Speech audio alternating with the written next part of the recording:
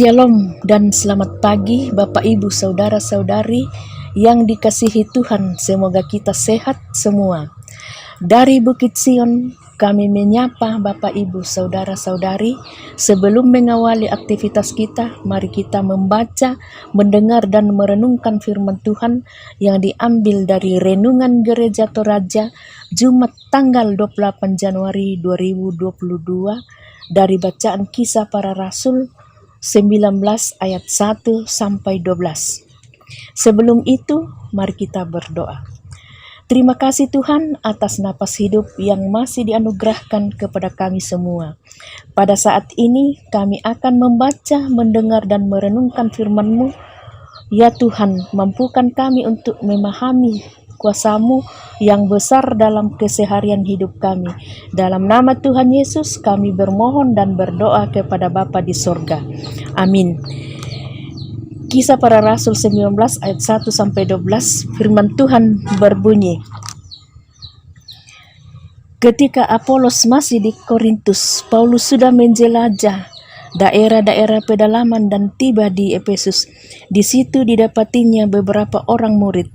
Katanya kepada mereka, "Sudahkah kamu menerima Roh Kudus ketika kamu menjadi percaya?" Akan tetapi mereka menjawab dia, "Belum. Bahkan kami belum pernah mendengar bahwa ada Roh Kudus." Lalu kata Paulus kepada mereka, "Kalau begitu, dengan baptisan manakah kamu telah dibaptis?" Jawab mereka, "Dengan baptisan Yohanes." Kata Paulus, "Baptisan Yohanes adalah pembaptisan orang yang telah bertobat." Dan ia berkata kepada orang banyak bahwa mereka harus percaya kepada Dia yang datang kemudian daripadanya, yaitu Yesus. Ketika mereka mendengar hal itu, mereka memberi diri, mereka dibaptis dalam nama Tuhan Yesus. Dan ketika Paulus menumpangkan tangan di atas mereka, turunlah Roh Kudus ke atas mereka, dan mulailah mereka berkata-kata dalam bahasa roh dan bernubuat.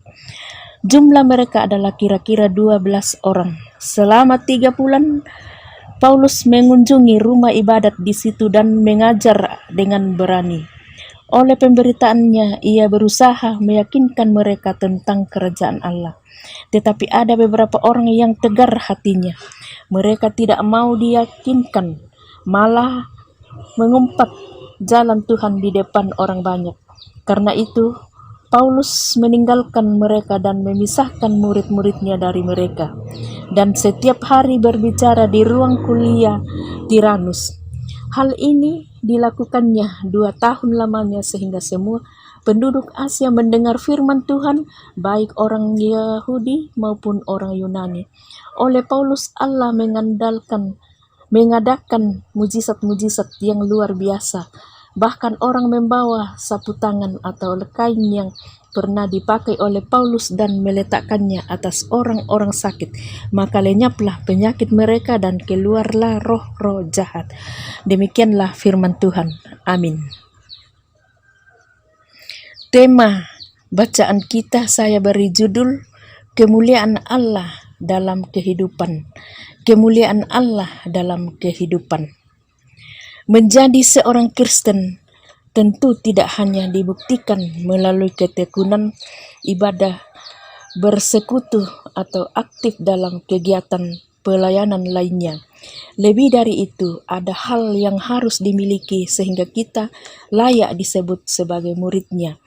Demikianlah yang hendak dijelaskan Paulus dalam perikop ini ketika dalam pelayanan Paulus tiba di Efesus.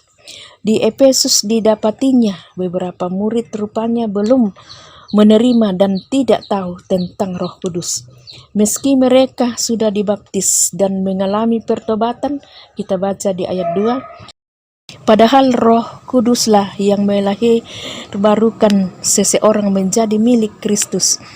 Paulus memberitakan Injil kepada mereka, sebab bagi Paulus tidak cukup hanya pertobatan dan baptisan air yang diterima oleh seorang Kristen, tapi setiap orang Kristen haruslah beriman kepada Yesus Kristus dan menerima Roh Kudus. Kita baca di ayat 4, mendengar pemberitaan Paulus, mereka percaya kepada Kristus dan memberi diri dibaptis. Kita baca di ayat 5. Yang kemudian menjadikan mereka dapat berkata-kata dalam bahasa roh dan bernubuat.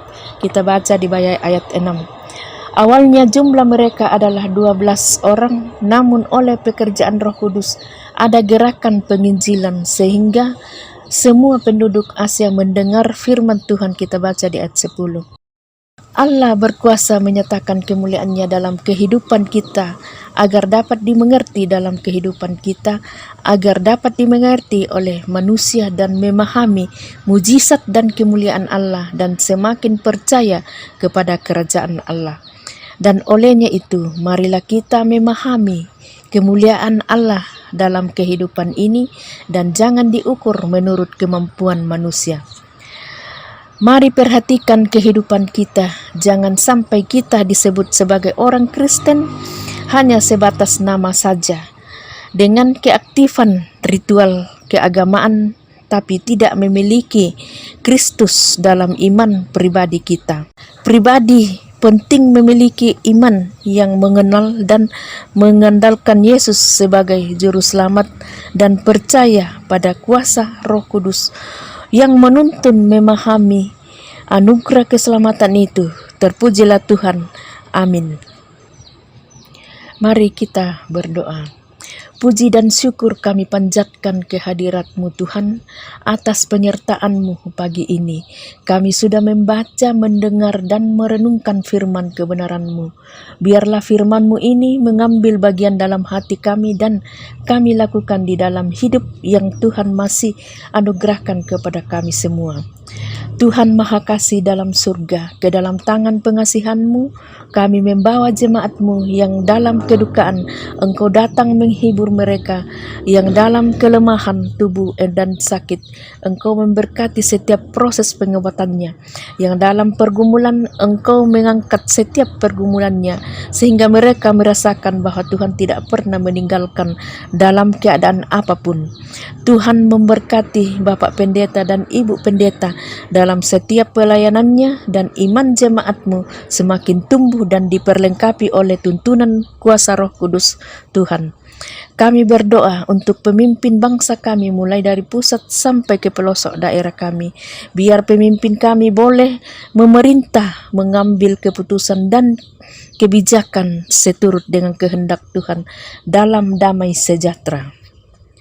Oleh kuasa Roh Kudus, Engkau datang membentengi kami dan menghancurkan virus corona yang sangat meresahkan umat-Mu di muka bumi ini.